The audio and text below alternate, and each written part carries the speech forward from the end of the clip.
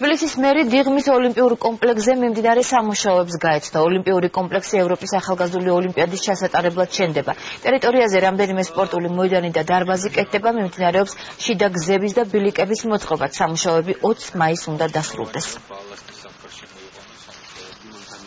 ზამთრის განმავლობაში ტემპი ოდნავ დაბალი იქნება მშენებლობების, თუმცა არც ერთი დღე არ უნდა დავკარგოთ იმისათვის, რომ სამუშაოები დროულად შესრულდეს. ცალკეულ ობიექტებთან დაკავშირებით დაწყების დროს იყო გარკვეული, ესე ვთქვათ, პრობლემები, თუმცა ვფიქრობთ, რომ გეგმა გრაფიკს დაეწევა ეს ცალკეული ობიექტებიც.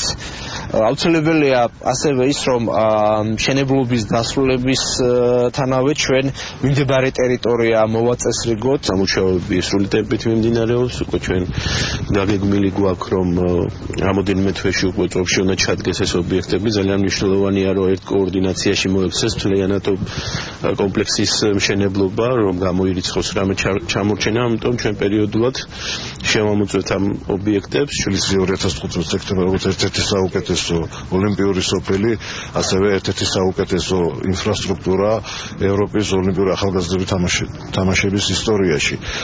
და ის ფაქტი, რაც დღეს გავიარეთ ბატონ მერთან ერთად, იგივე ინფრასტრუქტურული ნაწილი, გზის კეთილმოწყობა ამ ტერიტორიის, იმის თქმის საშუალებას იძლევა, რომ ჩვენ მართლაც ერთ-ერთ ყველაზე ღირსეულ ოლიმპიურ ფესტივალს ჩავატარებთ.